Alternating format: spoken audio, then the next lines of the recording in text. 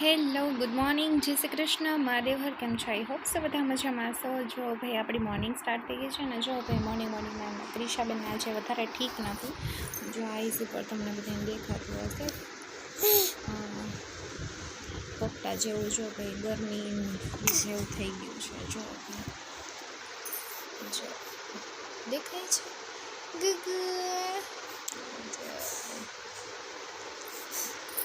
તો આજે થોડુંક બધા ઠીક નથી એટલે ત્રિશાબેન રહેતા નથી. જો ભાઈ ગાલ બાલ ને બધે અગા જો ભાઈ આવું કંઈક છે. તો જો બને એટલે એને છે ને રડાવીએ નહીં ને એવું કરીએ. આમ તો જો કે રડાવતા જ નથી એને, પણ કોઈ વખત બચ્ચા હોય ને એને થોડીક વાર આપણે કામ કરતા હોય તો ના લઈએ ને એવું કરીએ તો એવું અમે કાંઈ નથી કરતા. અત્યારે બધું જો મારે 11:30 થશે ને બધી રસોઈ થઈ ગઈ છે. શાક ભાત રોટલી રસ ભજી. ત્રિશાબેનની વાત કરીએ કા દીકરી? રાધે કર દે. રાધે ગોવિંદ રાધે.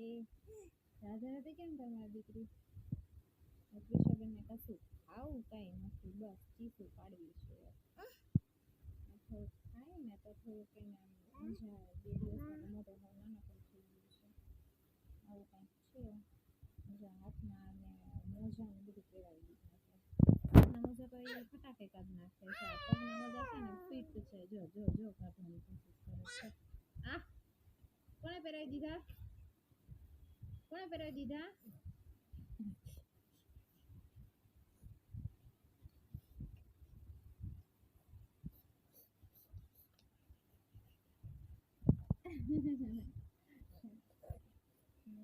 મમ્મીએ પહેરાવી દીધા છે હાથના મોજા.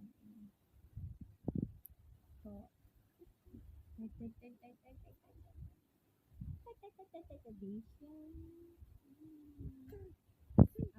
છે. તો બસ જો મેં તમને કહી દીધું. આજે છે કોવિચ બટેટાનું શાક ને ખસરા માટે અલગ છે ગુવારનું શાક. તો એ બધું બની ગયું છે. ખજો તો બની ગયો છે. ખજો તો થોડોક સ્પાઈસી બનાવ્યો છે. બિકોઝ મારા સસરાને અને સાસુને સ્પાઈસી બહુ ભાવે. તો આપણે કાંઈ લેવાના છીએ નહીં. એડવાન્સમાં કહી દઈએ આટલું મેનું બન્યું છે. ચાલો ફટાફટ. હજી તો ફટાફટ કરવાની જરૂર નથી. હજી તો ખાલી વાગ્યા છે 11:30 પોણા 12 જેટલું થઈ જવાનું. રસોઈ બધી આપણે કમ્પ્લીટ થઈ ગઈ છે. અને જો કે આપણે ત્રિશાબેનને થોડીક વાર રમાડીએ પછી 1 વાગે એટલે નાસ્તાને લેવા જવાનું છે.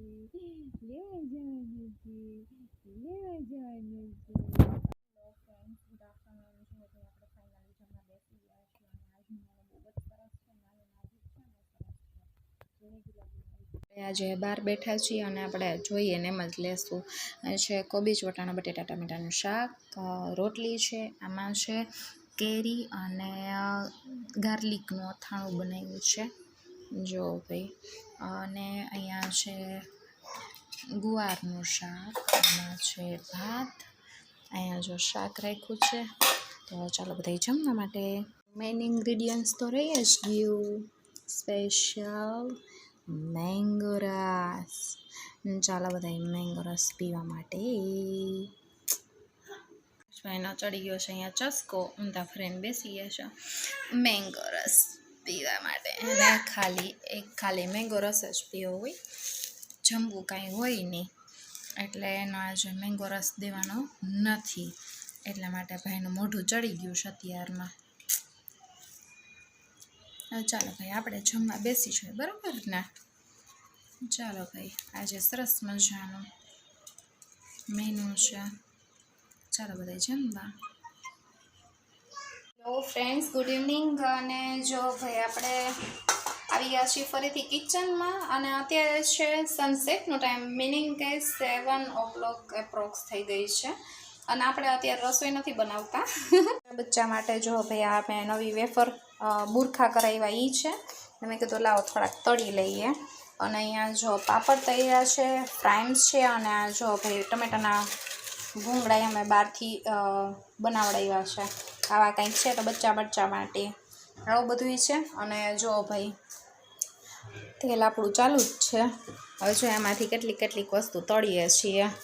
ચાલો ફટાફટ બચ્ચા પાર્ટી માટે નાસ્તા બનાવવા. અને નક્ષભાઈ આજે ફૂલ રોયા છે, બિકોઝ બહુ તોફાન કર્યા છે આજે. નક્ષભાઈ બપોરે સૂતા નથી અને ધડબડાટી કરી છે નક્ષભાઈ આજે, બરોબર ને નક્ષભાઈ?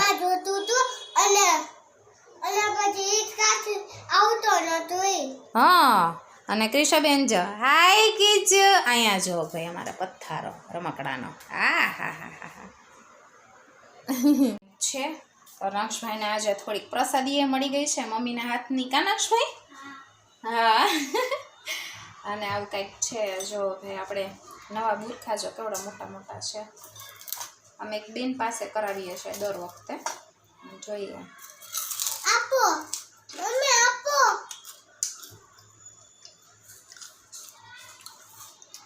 દર વખતે બાર જ કરીએ. કચા બચા હોય ને એટલે ઘરે અમે કરતા જ નથી. લિટરલી બહુ સો છે.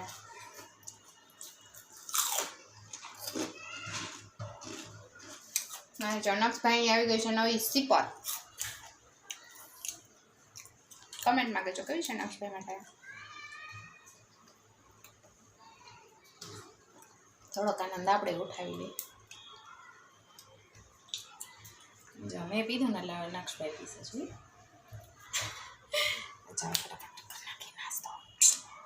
જો ભાઈ રાતનું ડિનર આવી ગયું છે. સેવ ટમેટાનું શાક અને પરોઠા. અને આપણે બનાવી